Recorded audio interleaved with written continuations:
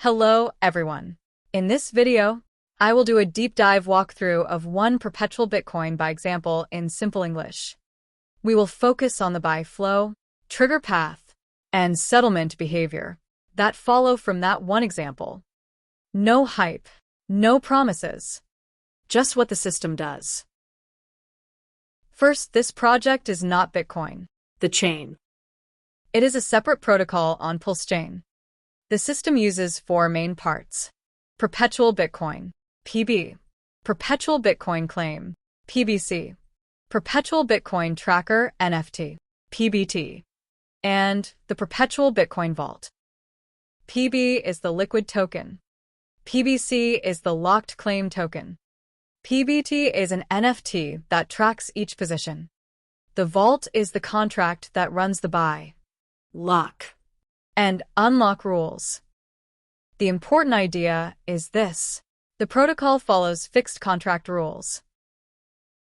Now, let us walk through one buy of $100. The user can't buy direct on an exchange or a DEX. The user calls the vault buy function on the Perpetual Bitcoin website. Let's walk through the internal process. Step 1. The vault receives 100 USDL from the buyer. Before doing final buy math, the vault checks whether earlier positions from other buyers are already ready to unlock. This is called netting, a peer-to-peer settlement engine built inside the vault. Think of it as OTC-style matching. Your incoming dollar is matched directly against another buyer's pending unlock. No AMM needed. If someone else's position is ready, part of this $100 buy can be used to settle that unlock payout first.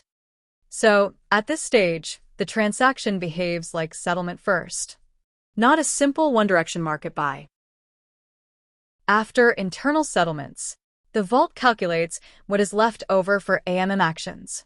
Then, it computes the buyer total position from internal netting accounting, NELP-related routing, and net AMM result PB, which can come from a net buy or net sell path. Now the protocol applies the fixed split. 3.69% becomes liquid PB. 96.31% becomes locked PBC. Then the vault mints a PBT tracker NFT. This PBT stores your baseline price and your next trigger price. Important detail: the baseline uses a pre-buy price snapshot, not an inflated post-buy value from the same transaction. Why does a $100 buy not always look like a full $100 buy on the chart? Because of the netting engine. This buy flow is not an AMM buy. If your buy order has to fund someone else's triggered settlement, then that part is a off AMM settlement. It is real value movement, but not always visible as a full buy candle on the chart. Also, during the distribution phase, a small part of that net buy can be routed to deepen the LP, so not all of the net buy becomes direct market buy pressure. That is also visible on-chain. Many transactions show a buy event paired with an add to LP event, and some even resolve into a net sell after trigger settlement. So the blockchain itself shows that a buy is often a bundled flow, not just a simple one-direction market buy. So a $100 buy can look smaller, or even a sell, on net chart impact. That is expected behavior in this design. Now, let's talk about the trigger system. Each buy position has its own trigger ladder. The next trigger is based on a fixed multiplier, 1.5555x, or a 55.55% rise from your entry price, or previous unlock trigger point. So, after the buy, your first unlock trigger is about plus 55.55% from your entry. The next triggers each need a 55.55% rise from your last trigger point. This can go on forever with the same multiplier pattern. When market price reaches your trigger, the protocol will execute an unlock. Normal unlock processes 1/3 of your remaining PBC and converts it to PB. The payout is funded by incoming dollars from netting if available. If not enough, the vault sells that unlocked PB to the AMM to cover the remainder. Either way, USDL proceeds go to your payout address. Then it moves to the next trigger step until the position gets very, very small. The dust rules close it out. Now, let us put numbers on the first two trigger payouts. Using the same $100 example, Here is when you get paid and how. as we just covered in the trigger ladder, you get paid only when price reaches your next trigger level. So not by time, not by waiting days, and not by staking.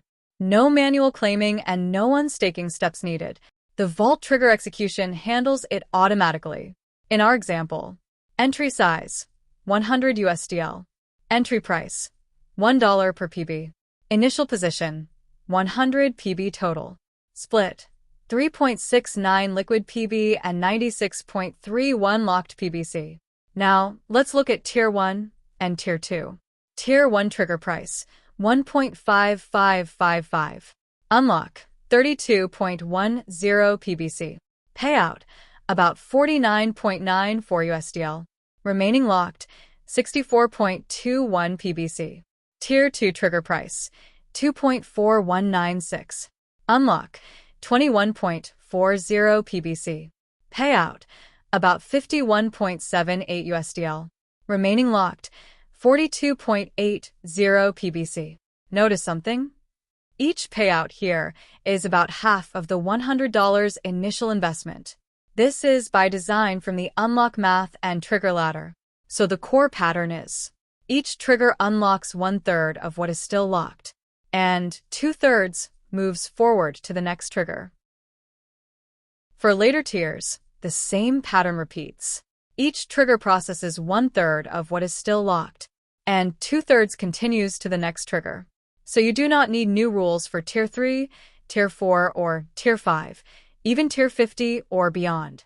Only the same math applied again and again. The table shows the exact numbers. Those values match the simulator for the setup. While live payouts can vary at execution time, key reminder, trigger events are about price level, not about buy size. Even a small buy can be the transaction that crosses a trigger and starts a settlement. This is the key idea many people miss. Your buy can fund someone else's triggered unlock first. So one transaction can do two jobs at once. Create your new position and pay a prior triggered position holder. Only the leftover imbalance reaches the AMM. That is why input size and final chart print are not always the same. Think of this as role splitting. Your buy is both an entry for you and settlement fuel for someone else. Now here is the same logic shown in real interface terms. With $100, you might see netting one trigger plus AMM sell. Or, With $450, you might see netting two triggers plus AMM buy. Same vault, different outcome, because AMM direction depends on how much was consumed by settlement first and how much USDL is left after that. So chart direction is an output of settlement math, not a direct mirror of input size.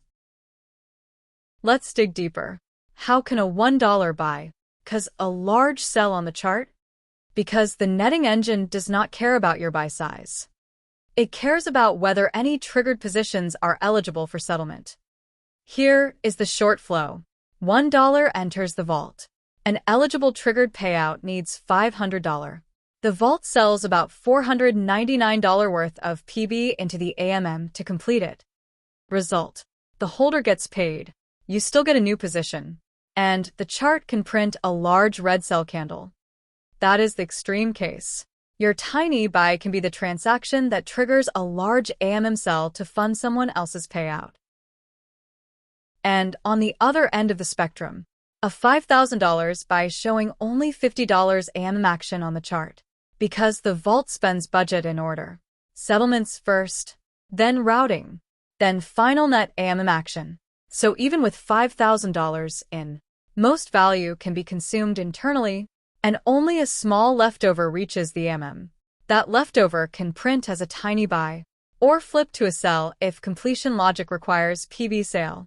That is why chart candle direction and size are outcomes of settlement math, not direct mirrors of input notional. Behind all that settlement math is one simple repeating pattern. Each position starts with a simple buy and splits your position in PB and PBC automatically. Then enters the perpetual loop. Track up about plus 55.55% from baseline. Triggers unlock. Settle payment. Then repeat until dust. At protocol level, new buys can settle triggered positions. Price moves can activate more triggers. And the same rules continue with no manual timing committee. That is why the design is described as perpetual system behavior.